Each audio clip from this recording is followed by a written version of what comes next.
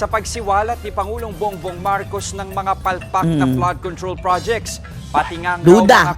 Sila VP Sara, mga kababayan, duda sa intensyon na yan. Amoy alak. Umagang-umaga pa lang, lasinggo na. 10:30 in the morning, lasing. kongresista, sabi ng pise, dapat din daw panagutin. Ay, nako. Aniya sa frontline sa balita si Bril Montalvo ng News 5 Mindanao. Hindi lang daw mga kontratista, kundi mga kongresista ay dapat ding paimbestigahan sa mga palpak na Kontratista, kongresista, DPWH, mga kababayan. At maging ang COA. Andun kay Lacson, mga kababayan, maging ang COA. Mayroong up to ilang percent yun na cut, mga kababayan, para palusutin sila. Grabe ang mga kababayan, no? Kademonyohan na dulot ito, kasumpangan sa pera nila. flood control project. Banat yan mismo ni Vice President Sara Duterte. Yung mga contractors ay mga tauhan din sila ng mga members of the House of Representatives. Oo nga. Dalawang tao lang ang nagde-decide sa budget ng Pilipinas. Tapos may gana pang atakihin ni Zaldeco si VP Sara dati. Sabi niya, isa na naman yung pambubudol o bulol-bulol, mga kababayan, kaya ni Tambaloslos. Pareho sila ng dila ni Tambaloslos at si Zaldeco, bulol-bulol. Ito na naman yung pambubudol. Nambubudol na naman daw si Sara. Yun ay si Martin Romualdez. Naglustay daw, mga kababayan, ng 125 confidential fund.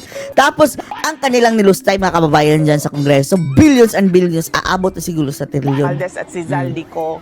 At Tapos ngayon, parang gawing, sacrificial lamb, itong si Zaldeco. yung mga kasamahan nila o Sige. mga grupo nila, Buti nga sa'yo. kasama din nila yon sa paghati-hati noong budget ng Pilipinas. At ang nakakainis, mga kababayan, yung talagang tungkol sa ayuda na ano nga ba yun? Basta tupad, basta something 26 billion, mga kababayan. Aside pa yan sa iba't ibang mga klaseng ayuda, ha? Isang programa lang yun, mga kababayan, na ayuda na kinontra initially ng mga kababayan ng Senado. Ayaw namin yan, and then hinatian sila. Pumayag, mga kababayan, mga animal. Diyos ko, ang hudas, mga kababayan. Bilyon ang pinag-usapan, nagati-hati lang ang mga animal. Sinabi yan ng bise habang nasa Paris, France para makisalamuha sa mga taga-suporta ng kanilang pamilya roon. Kahit nasa ibang bansa, tuloy pa rin siya sa pagtuligsa sa administrasyon. Aniya, maging ang pagsisiwalat ni Pangulong Talaga namang dapat tuligsain, mga kababayan. Kabalastugan ang mga pinaggagawa ay purihin kung dapat purihin, pero anong kapuri-puri dito, mga kababayan? Wala talaga. Bongbong Marcos sa mga questionableng kontraktor, kaduda-duda raw. Nabanggit namin yon kay BBM na ganun ang ginawa, pero noon ay Itong ginagawa mo nga. wala siyang reaction. Tapos bigla ngayon meron na siyang reaction. Paniwala ko Una nga yung sinabi, mayroon mga 5,500 na flood control na overwhelmed lang. Ngayon, mga kababayan, kangkong! Wala talaga ni isang hollow block. Ano ito? Ghost project ito, ghost project. Nasaan na yung sinabi mong na-overwhelmed? Baka na sa ilalim ang hollow block. pinaghahandaan niya lang yung excuse niya Sa susunod na para baha. sa susunod na baha. Iniisip ka ng ilan, mga kababayan, strategy na naman ito nila, mga kababayan, para magkapera. Dahil pupunduhan na naman ng bilyones. Diyos ko, Lord, sayang na naman ang pera, mga kababayan. Another pondo, another kurakutan.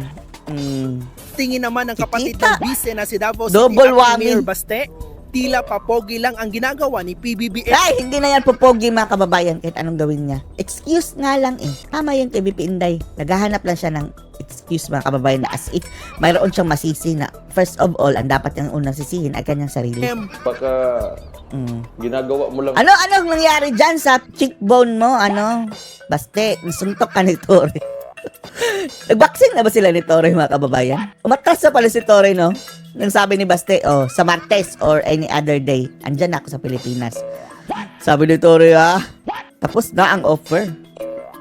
Fool me once, shame on you. Fool me twice, shame on me. Naduwag ang akla, mga kababayan, Turimao. Platform mo na ganun ka, and yet wala ka namang totoong ginagawa talaga. Kinasuhan Budol, mga kababayan. Ang ginagawa ni BBM, mga kababayan, pinupuntahan ang problema. Turo, ganyan. Ito. Tapos pagkatapos, wala na. biglang magpa-party mga kababayan sa Malacanang. Nakalimutan na. Ayun, sabi ni Sarah, naglalasing mga kababayan, umagang-umaga. Grabe no, 10:30 in the morning, lasing na. Amoy alak. Pan yan na, yan Yak. sana kung talagang ano yan, totoo yung mga sinasabi niya.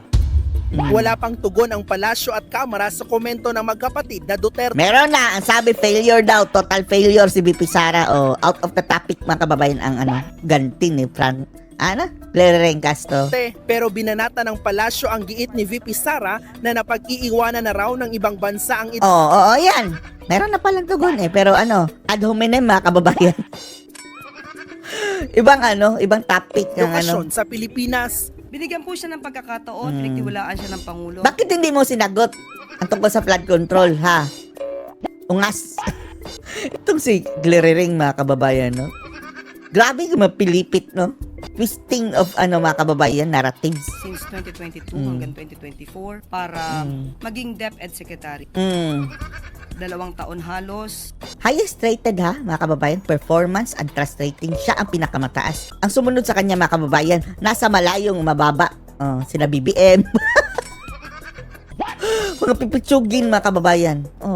Asset na asset si Sarah nung siya ay nakaupo doon, mga kababayan. At pag-survey kayo ng mga guro ngayon, di ba si Sarah ang pinakamagaling mga kababayan na naging DepEd Secretary? Ever. Siya ay dapat nagtrabaho kung ano man ang kanyang nireklamo, dapat natupad na po sana niya ito. In 2 years, paalisin mo si Bangag.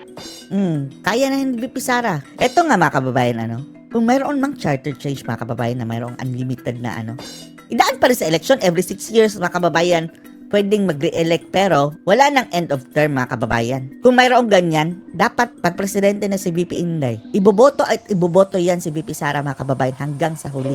Tingnan nyo, di ba gaganda ang Pilipinas? Kagaya ng, di ba, yung sa Singapore, sa ibang mga lugar mga kababayan, maintain ang kanilang leader.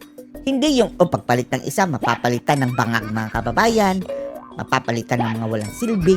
Ay nako, mabuti, example na lang, PRRD, napakagaling mga kababayan, ang ganda na natin kahit may pandemya. Nairaos pa rin niya mga kababayan, naiangat niya ang ekonomiya ng bansa. And then, pumalit ang agba.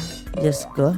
Nakalipad na tayo, muli tayong napunta sa basurahan mga kababayan. Sa kanyang panahon. Ang pagtitiwalang ito ay sa kanyang reklamo ngayon, nagre-reflect lamang na bilang siya ay Isip pa more, isip pa. DepEd Secretary ay a complete failure. Wow, a complete failure. Tapos, bakit pinigilan siya? Lahat ng way mga kababayan, ginawa ni Ngagba para mapanatili si VP Sara.